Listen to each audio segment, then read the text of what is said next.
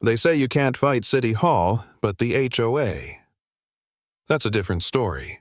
Mine tried to fine me for clogged gutters, so I turned them into a rooftop garden, and ended up winning Yard of the Month while the HOA president nearly lost her mind.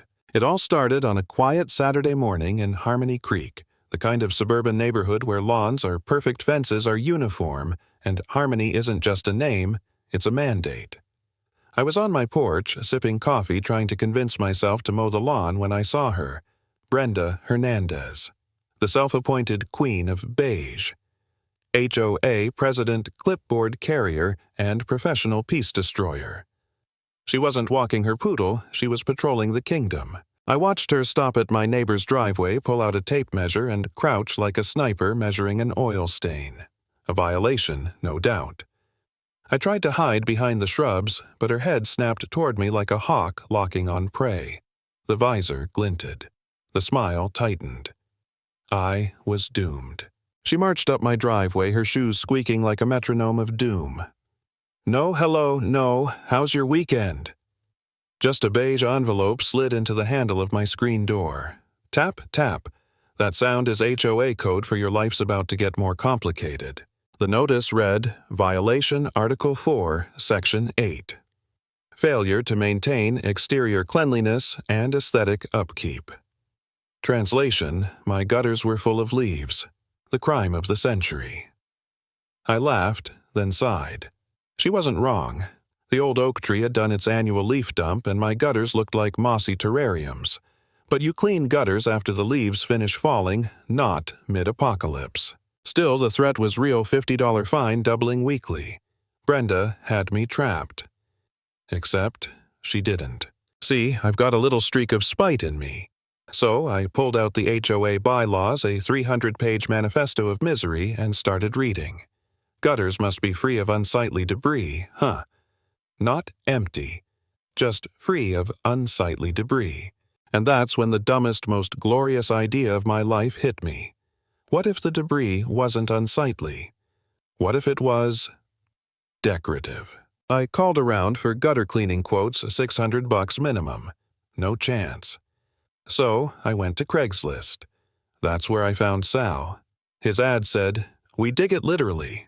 I called. "Hey, Sal, you ever plant something unconventional?" "Bro, he said I built a koi pond in a guy's living room last week. What you got?" "I want to plant flowers in my gutters." Silence. "Then, are you trying to stick it to your HOA?" "Yeah." "Say no more," he said. "You're my new hero." By Monday morning, I was pacing my porch, coffee shaking in my hand. At 9 a.m., sharp, a turquoise and yellow pickup rumbled up blasting ska music. Out jumped Sal, tall tan man bun cargo shorts, and two guys he introduced as Sketch and Peanut. Real names? Probably not. They unloaded ladders, bags of soil, and trays of succulents. It looked like a horticultural circus. I retreated behind the blinds, watching them drill holes in the gutters, reinforce brackets, and fill the troughs with potting mix. "Think like the water," Sal shouted. Sedums on the sunny side, echeverias on the shade side. Then came the plastic flamingos, tiny pink ridiculous. I should have known Brenda would show up. She arrived like a storm front visor, pulled low, poodle tucked under her arm. "Greg," she barked. "What is the meaning of this?" "Good morning, Brenda," I said, sipping coffee like a man resigned to his fate. "Just complying with your notice." This is not compliance," she shrieked. Sal, bless him, jumped in. "Ma'am, it's called a high-altitude linear xeriscape. Eco-friendly. Drought-tolerant. Very sustainable." She blinked. "You're clogging his gutters with dirt." "No, ma'am," Sal said, all innocence. "We're stabilizing the substrate." Then she made the mistake of looking up straight at her own house, where a tiny maple sapling was growing out of her gutter. Her face turned from pink to crimson. "You'll hear from the board," she spat, spinning on her heel. "Article 7, I called after her.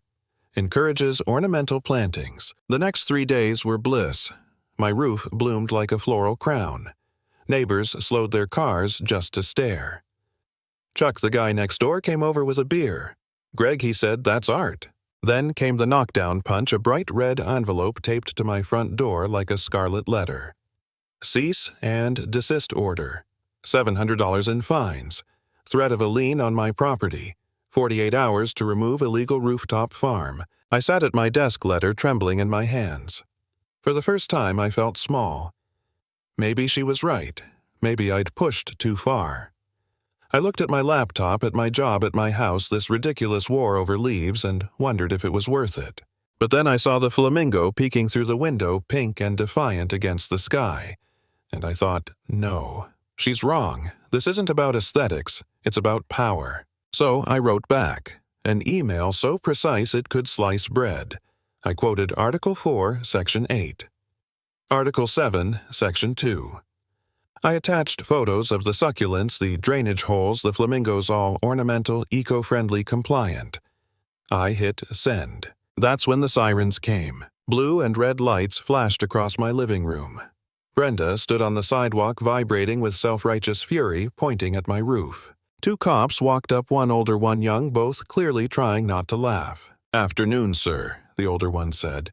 "We got a call about, structural endangerment due to aggressive gardening," Brenda shouted from behind them. "He's going to collapse his house. There are rats."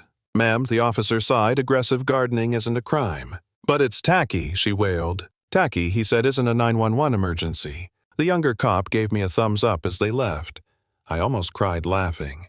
Brenda's power cracked right there on the curb, but I knew she wasn't done. The next day, a thick envelope arrived. Mandatory emergency board hearing. Attendance required. The final showdown. I prepped like I was going to court. Highlighted every article, every clause, every comma. The night of the meeting, I walked into the clubhouse, fluorescent lights, beige carpet, the smell of burnt coffee. The place was packed. Brenda sat at the head table, clipboard replaced by a gavel. To her right, Bob, the nervous treasurer. To her left, Sarah, the tired secretary. Behind me, a split audience, Brenda's loyalists in the front, the silent rebels in the back. "This emergency meeting of Harmony Creek HOA is now in session," Brenda announced.